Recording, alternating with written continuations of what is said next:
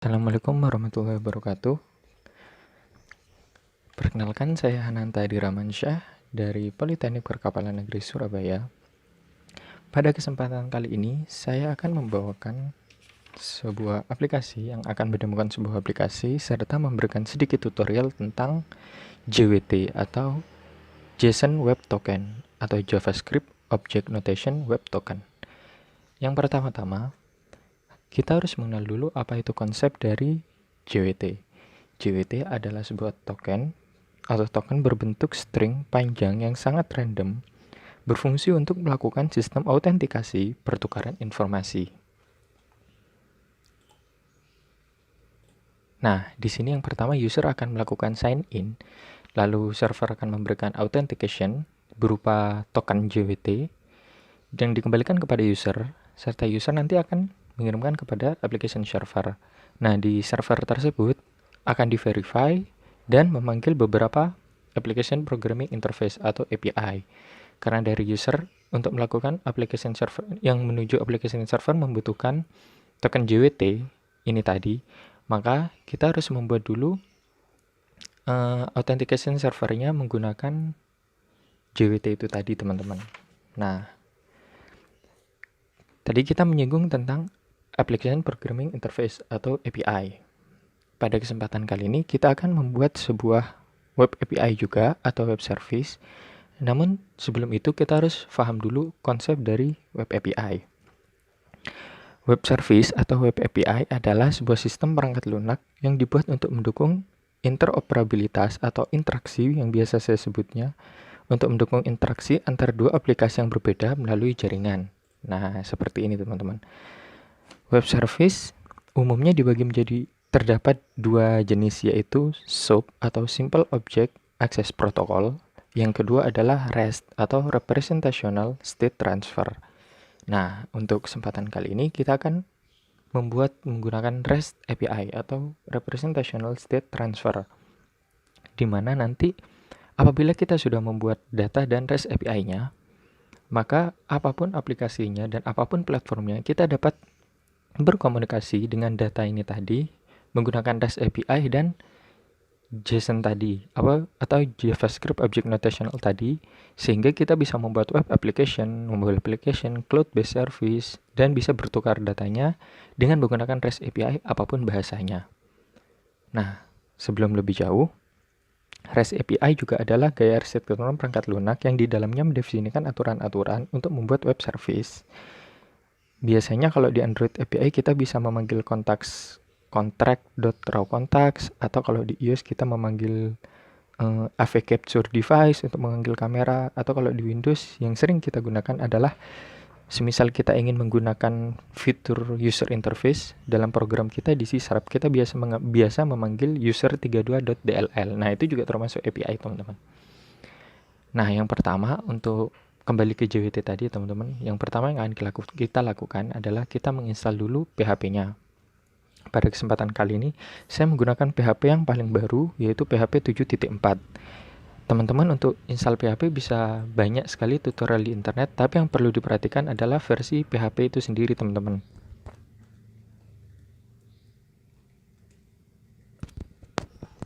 Nah, pada kesempatan kali ini saya menggunakan PHP yang paling baru, yaitu PHP 7.4.8. Build up-nya Juli tanggal 13 2020. Dan selanjutnya, jika sudah menginstal PHP, jangan lupa untuk update repositorinya, serta install software properties dan common-nya.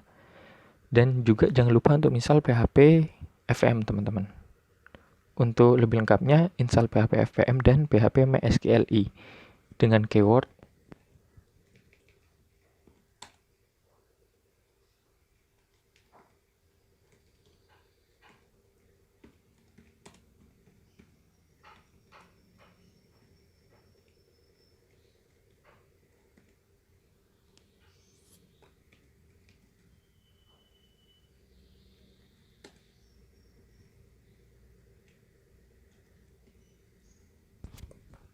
Nah, kenapa di sini saya menambahkan install PHP 7.4 FVM dan 7.4 MySQL?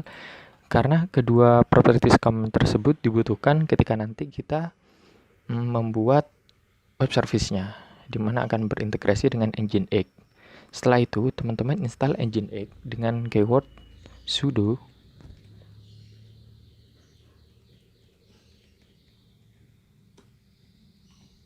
Nah, seperti ini teman-teman.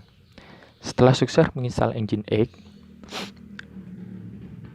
yang harus teman-teman lakukan adalah mendownload kode Igniter. Nah, teman-teman bisa menggunakan kode Igniter 4 dan kode Igniter 3. Dan pada kesempatan kali ini, saya menggunakan kode Igniter 3 download di sini karena lebih mudah dan lebih banyak dokumentasi serta durabilitas yang sangat tangguh. Jadi saya memilih kode Igniter 3. Setelah di-download, silahkan ekstrak dan simpan file kode Igniter tadi di www dan beri nama terserah. Untuk project kali ini saya beri nama my app. Jika sudah di-download dan ditaruh di my app, oh ya, jangan lupa diekstrak dulu ya tadi teman-teman, kode Igniternya kan formatnya zip, diekstrak lalu ditaruh di folder www.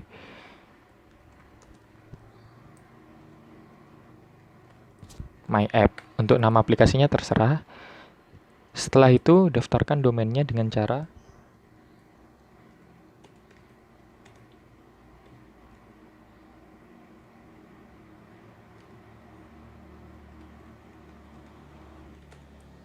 Nah, jangan lupa daftarkan myapp.local dengan IP yang sama dengan localhost 127.0.0.1.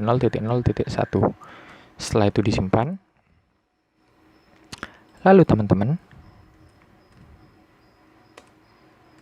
masuk ke folder Nginx yang terdapat di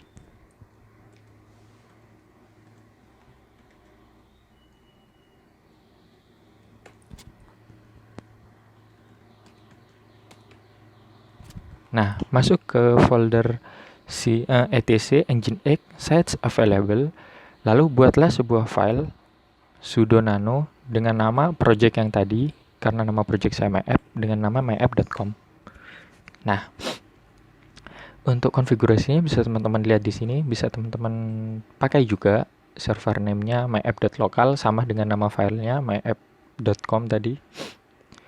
Dan myapp lokal ini juga yang didaftarkan tadi di hostnya teman-teman yang sama dengan localhost tadi, myapp.local 127.0.0.1. Nah, untuk rootnya itu tempat di mana kita menginstal kode Igniter tadi. Kan terdapat di www.myapp di home, hananta www.myapp. Nah, yang perlu teman-teman perhatikan, di sini terdapat location dan fast CGI-nya. Di sini kita load PHP 7.4 FM yang tadi kita download. That's why kenapa kita membutuhkan beberapa properties common dari PHP seperti PHP 7.4 FM dan MySQLi, karena kita akan menginclude-nya di sini. Jika sudah, gunakan fastCGI index.index.php untuk meload index.php sebagai halaman indeksnya, serta menginclude konfigurasi dari fastCGI. Seperti itu teman-teman.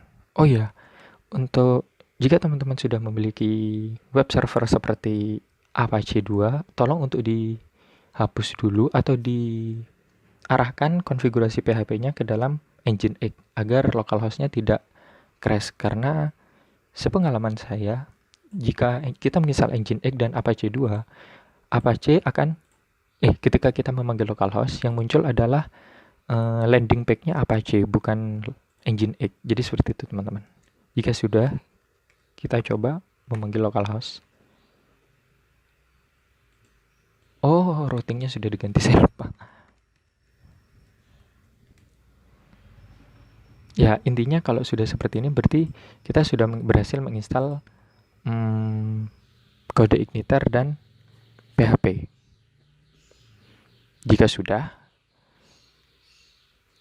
kembali ke Mozilla, silahkan teman-teman download project dari ini, Circa Geruis Code Igniter Server. Bisa teman-teman git atau bisa teman-teman download kodenya di sini. Bisa teman-teman git menggunakan GitHub di terminal atau download zip.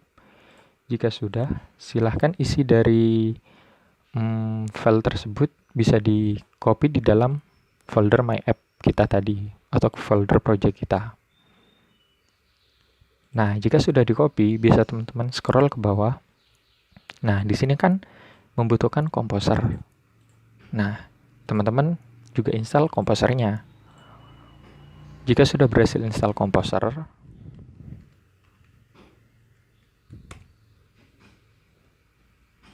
nah seperti ini tampilannya dari komposer teman-teman. Lalu komposer itu apa? Komposer itu adalah dependency manager yang terdapat di dalam bahasa PHP. Nah, fungsinya apa sih dependency manager? Nah, dependency manager fungsinya apabila karena kan PHP itu open source teman-teman. Apabila kita menggunakan salah satu framework yang menggunakan PHP dan framework tersebut membutuhkan framework yang lain yang menggunakan bahasa PHP juga, akan sangat merepotkan jika kita mengupdate-nya satu-satu. Namun semuanya akan dihandle oleh komposer. Jika salah satunya terdapat update, komposer akan melakukan update sendiri. Dan apabila membutuhkan source file tertentu di mana file tersebut saling berkaitan, komposer akan melakukan pekerjaannya dengan sangat baik dan tidak merepotkan kita apabila kita membutuhkan file tersebut satu persatu. Seperti itu teman-teman. Nah, apabila teman-teman sudah menginstal komposernya, di sini terdapat, nah ini teman-teman, terdapat source untuk basic gets example-nya. Ini teman-teman copy paste aja. Jika sudah, buka project editornya teman-teman. Di sini saya menggunakan Visual Studio. Silahkan teman-teman download juga Visual Studio Pro-nya. Di Ubuntu Package Manager juga ada. Nah, jika sudah, di sini teman-teman buka foldernya kan My App kan. Ini saya sudah include-kan project saya My App. Lalu buka controller. Nah, di sini teman-teman di controller buat folder bernama API atau terserah. Saya menggunakan namanya API. Jika sudah, buat lagi folder namanya versionnya untuk version controlnya. Jadi saya gunakan V1. Jika sudah, teman-teman buat file dengan nama user.php. Nah, seperti ini teman-teman. Seperti biasa, includekan base path untuk script untuk keamanan scriptnya, no direct script allowed. Juga require apt. Oh ya, sebelumnya teman-teman, ini penting juga. Saya lupa. Setelah tadi kita copy file yang kita download dari GitHub tadi, teman-teman tambahkan di index.php di luar filenya. Nah, ini kan my app terdapat beberapa folder. Nah, di sana juga terdapat folder file index.php. Nah, ini index.php. Teman-teman scroll ke bawah.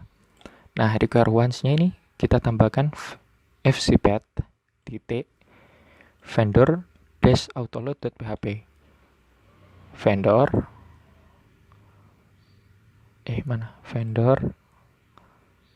autoload.php ini dia. Nah, kita meload komposer autoload.php dengan file name-nya autoload.php, dan autoload ini kita load juga di index.php. Nah, seperti itu teman-teman. Jika kita sudah meload index.php-nya, nah yang tadi ini nih, nah kita kopikan, terus kita taruh di user.php. Nah, di sini requirements apt core api/controller.php api_control.php yang sebentar lagi kita akan buat filenya, tapi teman-teman nggak apa-apa, includekan dulu aja. Nah, jika sudah, di sini kan ada protected exception ID, ini bisa teman-teman abaikan dulu. Nah, yang penting ini dulu. Class user extends API_controller. Nah, di sini kan ada users ID 1, ID 2 dengan parameter name Hananta Adi dan Fajar Nabil Muhammad, Hananta Adi indeks ke 0. Nah, di sini public function by ID_post dengan berisi data users berupa array Hananta dan array dua user ini Nah, ID ini tadi akan mempost ID, serta user akan memasukkan data user ini tadi ke dalam users dengan extend parameter atau identitas ID itu tadi. Jika berhasil, responnya adalah user, kita panggil yang ini user dengan 200 sebagai tanda bahwa transaksi sukses. Nah, jika teman-teman sudah menulis script ini, teman-teman buat ini API controller yang terdapat di dalam, teman-teman buka di controller, teman-teman buka di application core. Nah, teman-teman di dalam folder core ini, teman-teman bikin folder namanya API controller. Nah, seperti ini. Jika sudah, API controller ini daripada teman-teman tulis satu-satu, teman-teman bisa buka file namanya REST controller. REST controller terdapat di vendor, terus ke Circaguis. Nah, di sini ada file src, ada file namanya REST controller, terdapat berarti di vendor Circaguis, codec interface server, REST controller. Nah, teman-teman bisa gunakan fitur find. Nah, cari function remap. Nah, remap ini bisa teman-teman copy paste. Nah, function remap ini bisa teman-teman copy paste, lalu tempel di API controllernya teman-teman. Nah, perlu diperhatikan juga di API controller ini terdapat satu variabel isValidRequest. Nah, kita kembali ke REST controller.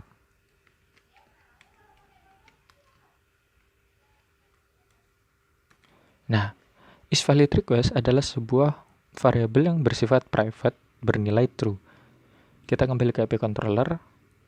Jangan lupa kita tambahkan juga berarti isValidRequest sebagai nilai true. Namun bedanya di sini kita gunakan parameter protected untuk variabel isValidRequest, bukan public lagi, bukan private lagi, seperti itu. Jika sudah, teman-teman tambahi logic ini, if in array object. Nah, if in array object called this exception, ini teman-teman tambahi,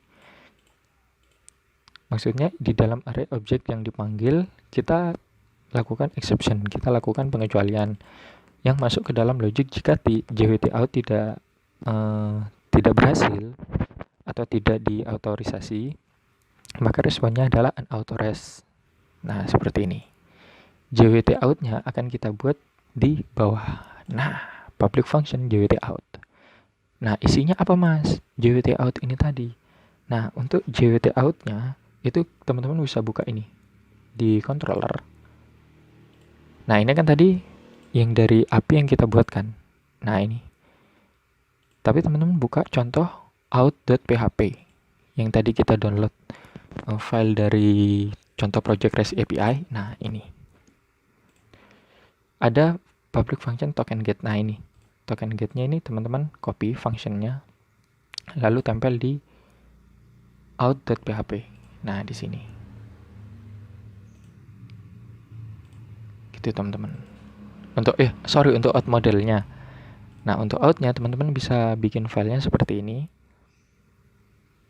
Nah, di sini kan kita include out model. Ini teman-teman bisa copy paste ya.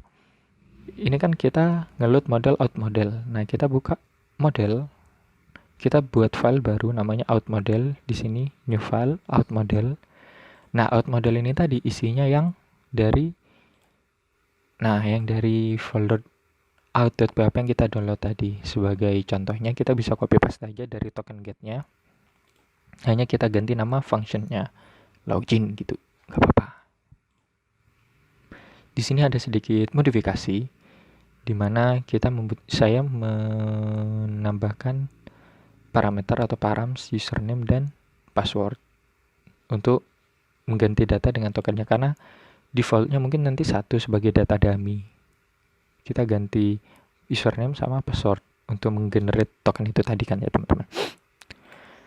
Jika sudah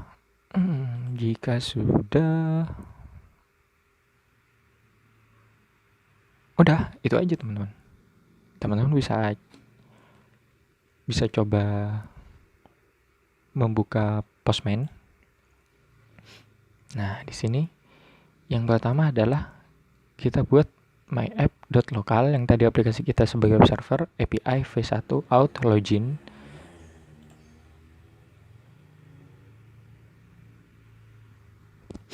Nah, kita akan menggunakan function loginnya. Jika kita send, nah, sukses. Dengan tokennya seperti ini, username-nya Hananta. Hananta itu dari mana? Nah, di sini kan saya membutuhkan out model sebagai out. Nah, di sini out modelnya adalah username-nya Hananta, passwordnya pas. Password dan username bisa teman-teman ganti. Ya Allah, saya tutup, maaf. Nah, jika kembali ke Postman, kita lihat tadi di body saya saya menambahkan username dan passwordnya pas. Apabila Hananta ini saya ganti menjadi Hanantas, lalu saya kirim. Nah, errornya menjadi 1, pesannya adalah unauthorized karena saya salah memasukkan username atau password. Atau username-nya benar, passwordnya salah.